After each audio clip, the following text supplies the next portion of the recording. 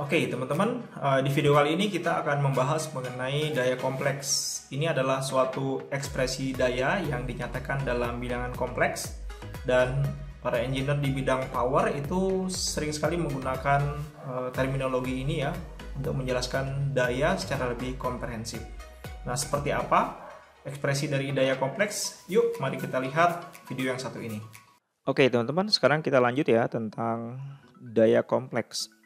Jadi ada dua hal yang mendasari kenapa istilah daya kompleks ini menjadi sesuatu yang sangat penting.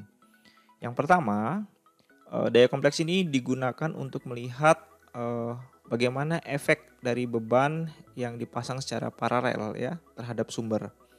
Kemudian yang kedua, daya kompleks ini juga berisi informasi ya yang berkaitan dengan daya yang diserap oleh beban. Nah, karena dua alasan inilah kenapa daya kompleks menjadi hal yang sangat penting sekali, khususnya bagi engineer bagian distribusi ataupun daya listrik. Oke, sekarang kita mulai tentang analisa dari daya kompleks. Nah, ini perhatikan teman-teman, ceritanya kita punya suatu beban ya. Ini saya kasih nama load Z. Nah, beban ini diberikan tegangan V, kemudian arus yang mengalir pada beban kita sebut sebagai I. Nah, kemudian di sini kita gunakan dalam bentuk fasor ya, tegangannya ini volt ya, cetak tebal. Jadi dalam bentuk fasor sama dengan Vm sudut theta V, kemudian arusnya I sama dengan Im sudut theta I. Nah, ini sebagai catatan teman-teman. Daya kompleks dan apparent power itu memiliki simbol yang sama, yaitu sama-sama S. Cuman bedanya kalau apparent power itu dia memiliki simbol S ya, huruf biasa aja. Sedangkan kalau daya kompleks itu kita menggunakan cetak tebal ya di sini ya.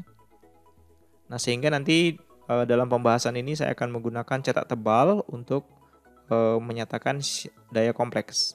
Maka di sini teman-teman, daya kompleksnya ya dapat ditulis di sini sebagai perkalian dari tegangan dan kompleks konjugat dari arusnya. Jadi S ya sama dengan tegangan dikalikan dengan arus, tapi arusnya adalah arus konjugat.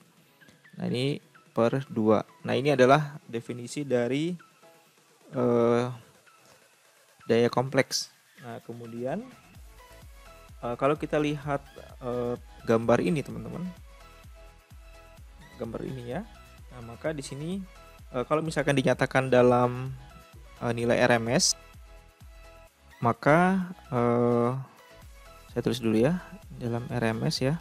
Maka daya kompleks ini dapat dinyatakan sebagai S ya sama dengan V RMS ini fasor ya dikalikan dengan I RMS. Nah, ini konjugat. Nah, kemudian ya kita tahu di sini bahwa nilai dari V RMS itu sama dengan V per akar 2 ya, V maksimum, kemudian I RMS sama dengan I maksimum per akar 2. Nah, ini bisa kita juga tulis menjadi begini teman-teman. Ini apa namanya, fasor ya, fasor. Nah, ini juga fasor di sini, ini juga fasor. Nah, ini bisa ditulis menjadi V, ini V biasa ya, V RMS kalikan dengan sudut V-nya, ini juga I RMS ya, sudut theta I. Oke. Nah, kalau sudah didapat seperti ini teman-teman, maka ini bisa kita tulis ya di sini ya. Di sini ya, maka ya daya kompleksnya sama dengan V RMS ya dikalikan dengan I RMS ya. Yang ini ya, ini kan perlu dikalikan dengan ini. Maka di sini karena dia konjugat berarti dia minus ya, maka jadi theta V minus theta I. Nah, ini sekarang adalah ekspresi daya kompleks dalam bentuk RMS. Nah, kalau misalnya kita kalikan ke dalam ya teman-teman, atau kita ubah ke dalam bentuk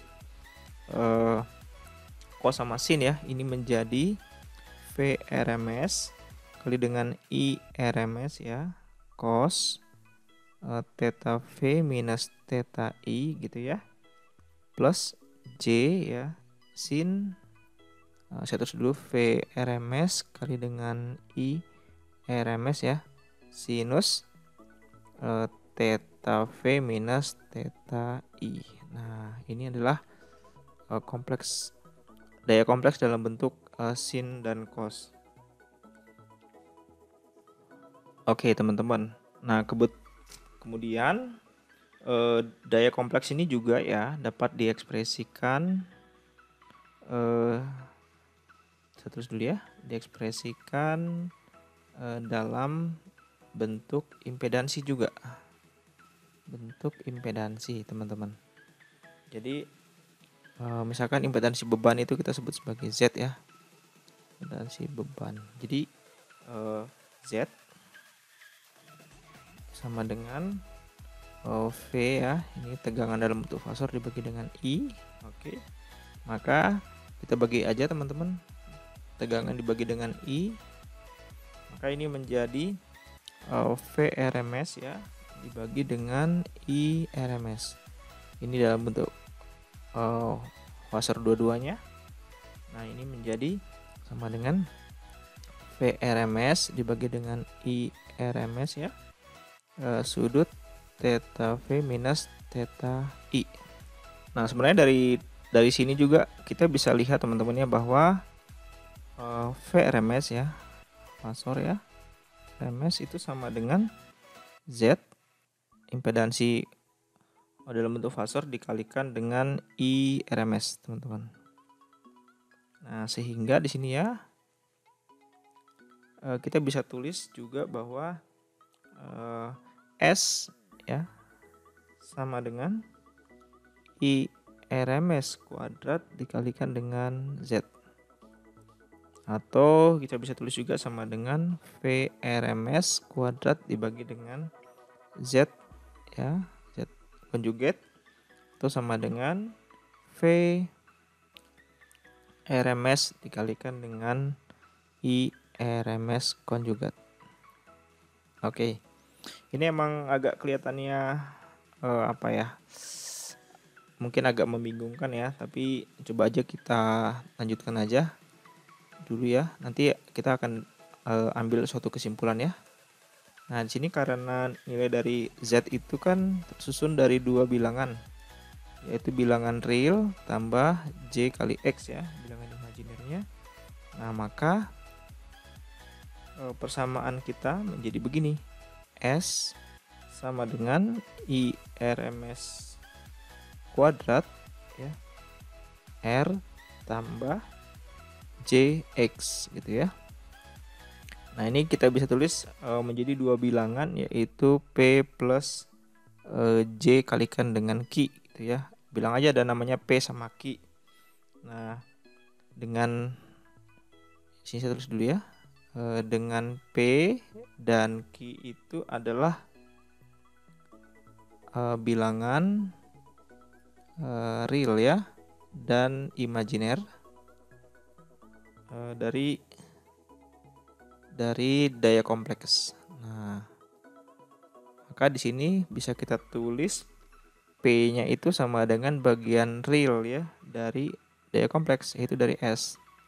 Nah, ini sama dengan I RMS kuadrat kalikan dengan R gitu ya. Sementara Q-nya sama dengan imajiner dari S. Oke, berarti ini sama dengan I RMS kuadrat kali dengan X. Oke teman-teman, kemudian kalau kita bandingkan hasil ini ya dengan yang bagian atas ini teman-teman. Nah, yang ini. Nah, kita bisa lihat ini kan bagian real, ini bagian imajiner. Jadi ini adalah P, ini sebenarnya adalah Q gitu ya. Jadi di sini bisa kita tulis bahwa dalam bentuk lain ternyata bagian P-nya itu sama dengan V RMS kalikan dengan I RMS gitu ya. kalikan dengan cos theta V minus theta I, sementara Q-nya itu sama dengan V RMS kali dengan I RMS ya, sinus theta V minus theta I. Oke teman-teman, ini bilangan real dan imajiner dari daya kompleks. Jadi kita punya dua ya teman-teman ya.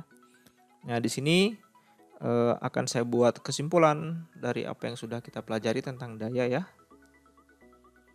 Kesimpulan bahwa kita punya ada yang namanya satu daya kompleks teman-teman ya.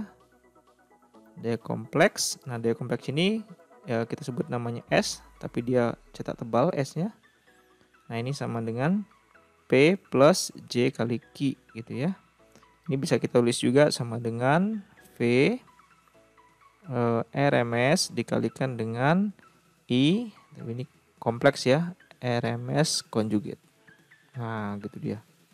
Atau bisa tulis juga dalam bentuk lain sama dengan harga mutlak dari V RMS ya dikalikan dengan I RMS ya, kalikan dengan sudut theta V minus theta I. Nah kemudian yang kedua kita punya yang namanya apparent power ya, atau daya semu. Ini simbolnya adalah S gitu ya, atau harga mutlak dari S fasornya ya. Ini saya yang bold saya giniin aja ya biar kelihatan. Nah ini juga sama, ini bold, ini juga bold, ini juga bold, ini juga bold. Oke. Nah ini berarti sama dengan ya harga mutlak dari V RMS, ini harga mutlak I RMS ya, dikalikan aja, berarti ini sama dengan akar P kuadrat tambah Q kuadrat. Kemudian ada yang namanya real power ya, yaitu adalah P ya. Nah nanti yang ini kita sebut sebagai real power. Nah oke ya, P nya itu sama dengan bagian real dari S. Ini dia dalam bentuk fasor ya, jadi bold ya di sini, ini juga bold, ini juga bold. Oke. Nah, ini sama dengan real power itu S cos ya, sama dengan S cos theta V minus theta I gitu ya. Sementara yang keempat ada yang kita sebut sebagai reaktif. Nah ini teman-teman kalau masih ingat tentang apa namanya botol bir itu ya, gelas bir itu ya. Nah ini yang ada reaktif powernya. Q sama dengan imajiner dari S ya, sama dengan S sin theta V minus theta I. Nah, kemudian yang terakhir adalah faktor daya. Di sini bisa kita tulis sebagai P per S ya, menjadi cos theta V minus theta I. Oke, ini dia hasilnya ya. Nah, kemudian teman-teman ini bisa kita nyatakan dengan segitiga daya ya. Jadi yang sudah saya gambarin di awal, yang bagian mendatar ini yang kita sebut sebagai real power. Kemudian bagian yang begini yang tegak itu kita sebut Q-nya ya, atau reactive power. Nah kemudian total atau jumlah dari real power dan reactive power ini ya, ini yang kita sebut sebagai yang S ya, atau kompleks powernya. Nah ini kadang-kadang juga bisa disebut sebagai ini ya, kalau besarnya aja itu namanya apparent power, tapi kalau kita sudah melibatkan fasor, ini kita sebut sebagai kompleks power. Nah selanjutnya teman-teman kita bisa coba untuk latihan mengerjakan soal. Oke teman-teman, itu tadi tentang daya kompleks. Silakan teman-teman melanjutkan dengan latihan-latihan soal. Sampai ketemu lagi, bye.